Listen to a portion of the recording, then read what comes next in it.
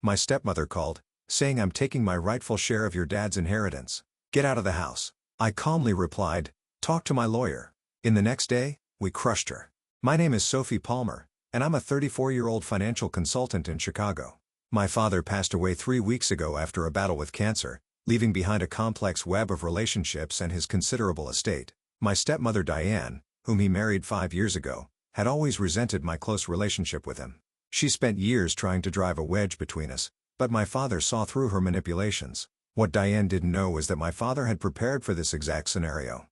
In the months before his death, as his illness progressed, we had lengthy discussions about his estate. He witnessed how Diane's behavior grew increasingly controlling and hostile. She would try to prevent him from seeing me, claiming he needed rest, and would intercept my calls. But my father was no fool. Sophie, he had said during one of our private meetings at his office, I've seen how Diane treats you. I know what she's capable of, and I won't let her take what's rightfully yours. He had already begun working with his lawyer to ensure his assets would be protected and properly distributed according to his wishes. The family home where I grew up and where all my childhood memories lived was legally secured in my name months ago. The majority of his estate was carefully designated to me through ironclad trusts and legal documentation that left no room for manipulation.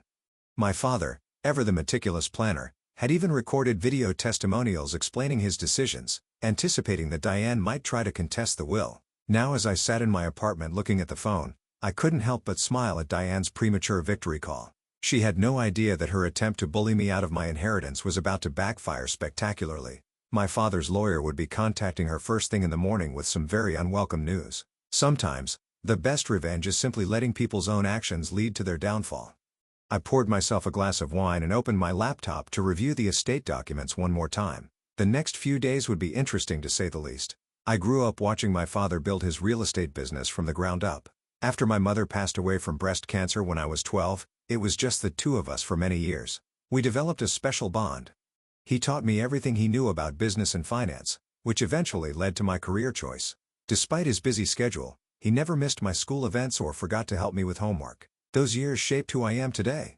Everything changed when Diane entered our lives. She worked as a receptionist at one of my father's properties, and within 6 months of meeting him, they were married. I was 29 at the time, living my own life, but I noticed how quickly she tried to take control. At first, it was subtle, suggesting my father was too tired for our weekly dinners, or claiming he was too busy to take my calls. But over time, her true colors showed. Diane was 15 years younger than my father, and her spending habits were outrageous.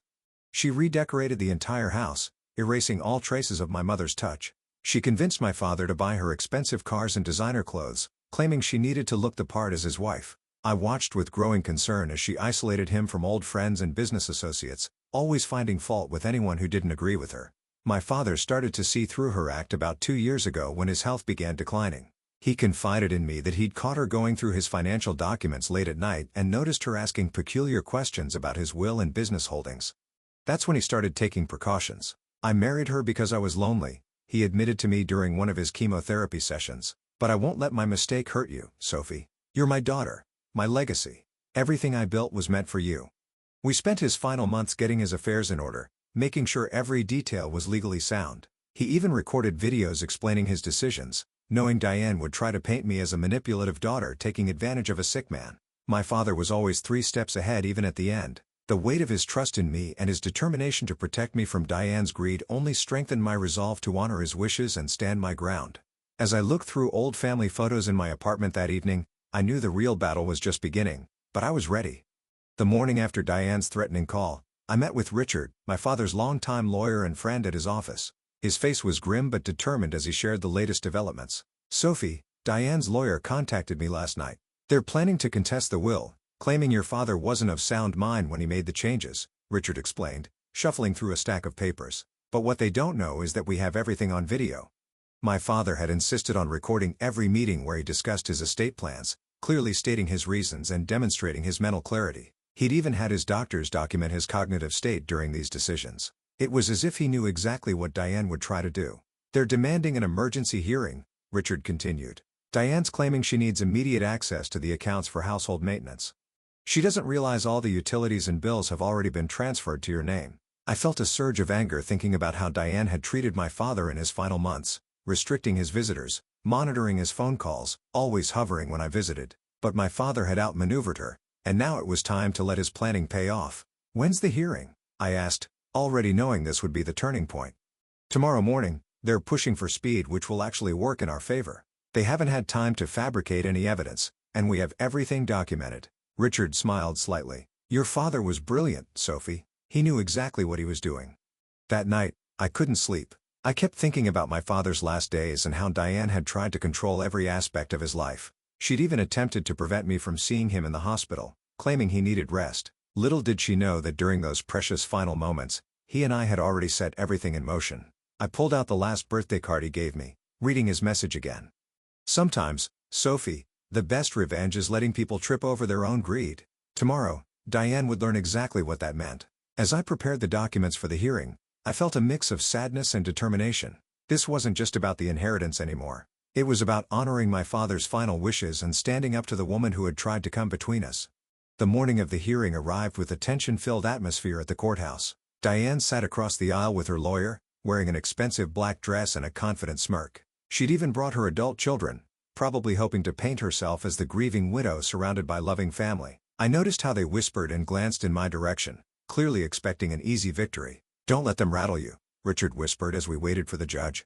"Everything's in order. Just let the evidence speak for itself." When Diane's lawyer presented their case, it was exactly what we'd expected. He painted me as a manipulative daughter who had taken advantage of a dying man, and Diane as the devoted wife who'd given up everything to care for my father. He even had the audacity to suggest that my father's mental state had been compromised by his illness and medication.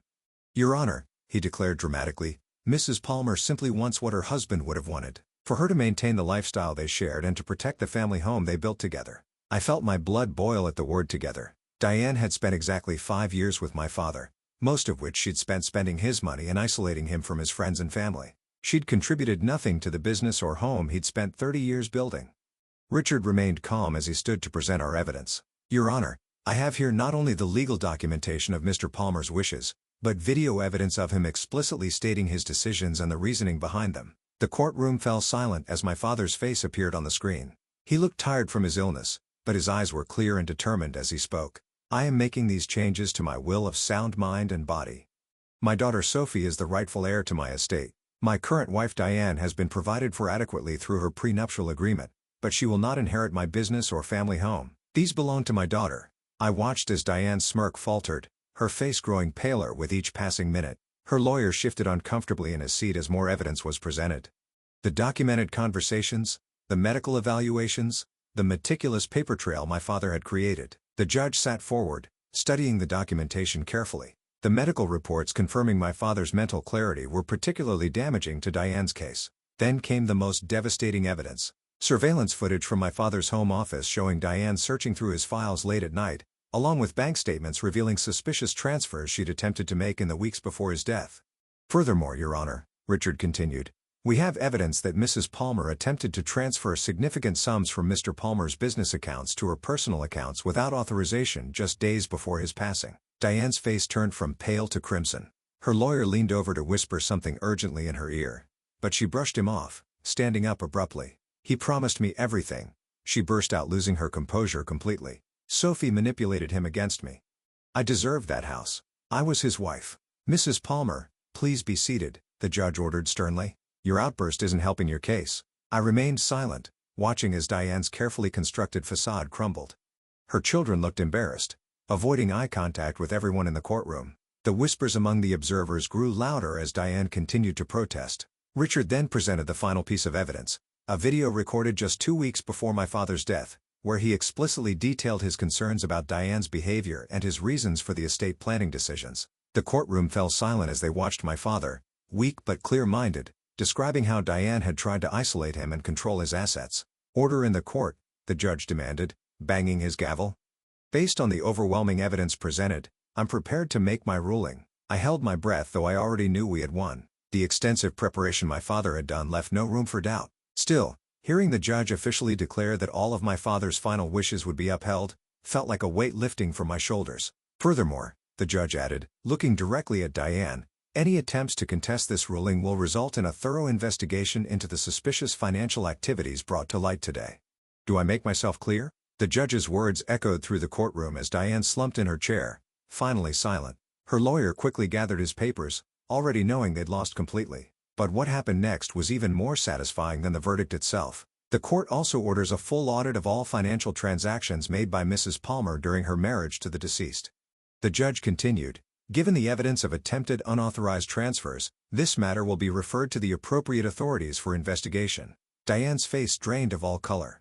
Her children, who had been so smugly confident earlier, were now quickly leaving the courtroom, not even waiting for their mother. The carefully crafted image of the grieving widow had shattered completely, revealing the truth my father had known all along. As we left the courthouse, Richard handed me a sealed envelope. "Your father asked me to give you this after the hearing," he said quietly. Inside was a letter my father had written, along with photos of us from when I was young, standing proud in front of our first real estate project together. "My dearest Sophie," the letter began. "If you're reading this, then everything has gone according to plan. I knew Diane would show her true colors eventually. While I regret bringing her into our lives, I never doubted your strength or intelligence. The business is yours now. Everything we built together. You were always my true partner in this journey." I felt tears welling up as I read his words, but they weren't tears of sadness. My father had given me one final gift. Not just the inheritance, but the satisfaction of seeing justice served. Through careful planning and foresight, he'd ensured that the truth would prevail. That evening, as I sat in my father's study, now my study, I noticed Diane's designer bag still sitting in the corner. She would need to collect her personal belongings soon, but that would be her final visit to the house that had never truly been hers.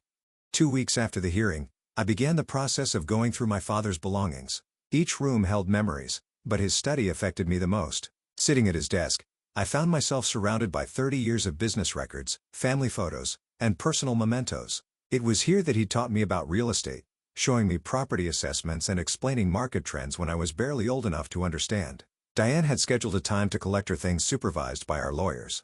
As I prepared for her final visit, I discovered something interesting. A hidden compartment in my father's desk containing a journal. He documented everything. Diane's manipulation attempts, her secret phone calls, her late-night snooping through his files. He'd known exactly who she was, but had played along while protecting what mattered most.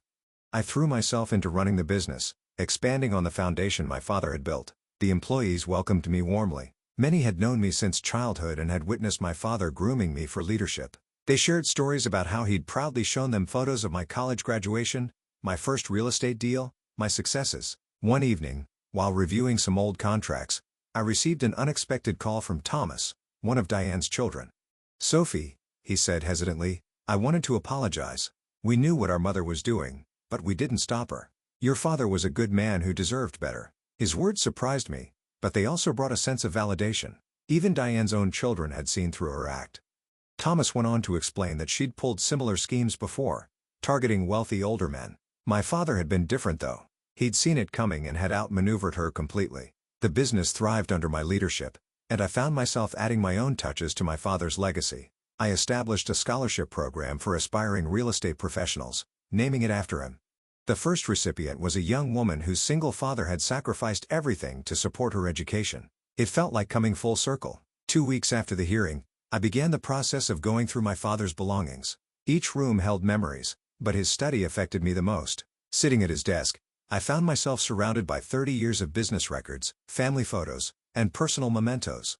It was here that he taught me about real estate, showing me property assessments and explaining market trends when I was barely old enough to understand.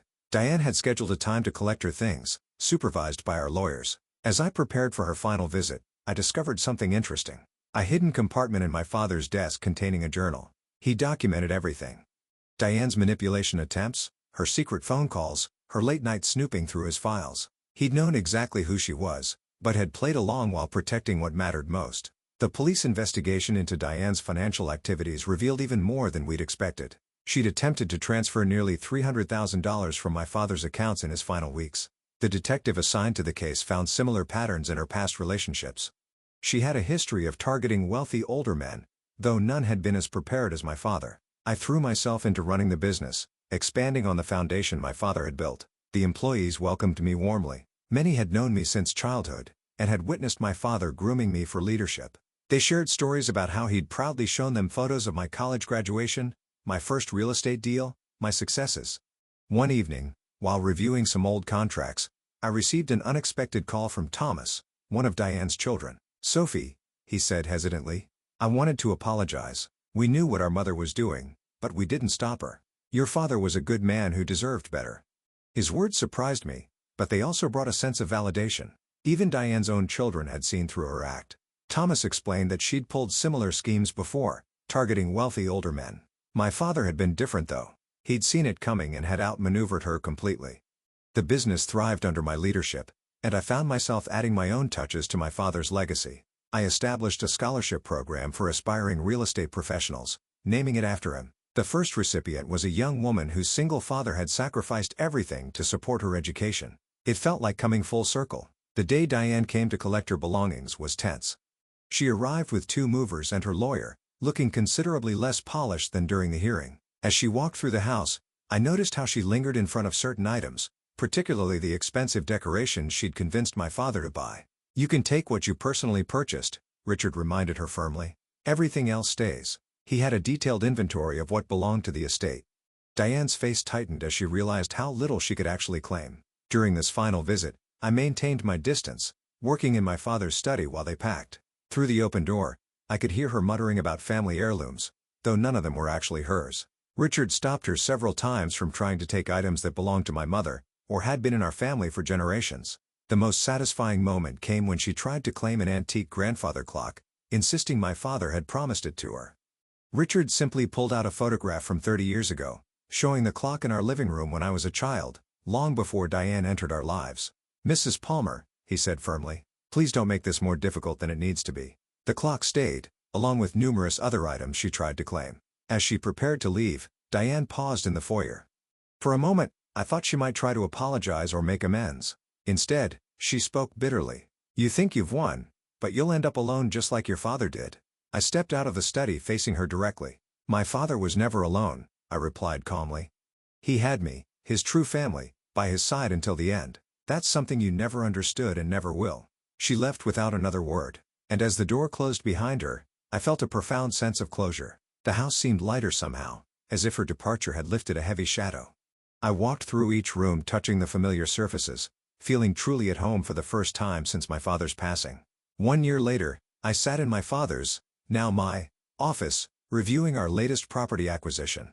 The business had grown significantly under my leadership, expanding into new markets while maintaining the integrity my father had instilled.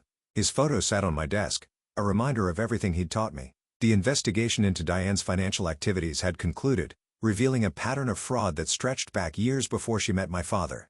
She faced legal consequences for her attempts to steal from his accounts during his final days. Last I heard, she'd moved to another state, her carefully crafted image of the grieving widow completely shattered. The house felt like home again. I'd preserved the elements that held family memories while updating other areas to reflect my own style.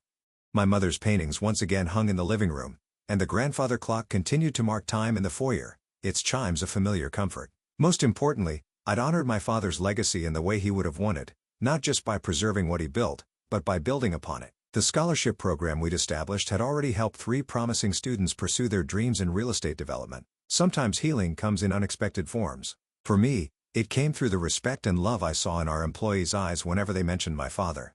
They would share stories of his kindness, his business integrity, and how proud he was of me. These moments helped me understand that his legacy wasn't just in the properties or bank accounts. It was in the lives he touched and the values he instilled. Last week, I found an old photo album in his study that I hadn't noticed before. Inside was a letter dated just days before his death. "Sophie, you were always stronger than you knew. Remember that success isn't just about building wealth. It's about maintaining your integrity while doing so. You've made me proud in ways I never could have imagined." The real victory wasn't just keeping what was rightfully mine. It was honoring my father's legacy by living up to the values he taught me. The business continues to thrive, but more importantly, it does so with the same principles of honesty and integrity that my father always championed. Diane's attempts to take what wasn't hers ultimately revealed the strength I inherited from my father. Sometimes, the best revenge isn't about winning in court. It's about proving that goodness and truth eventually prevail.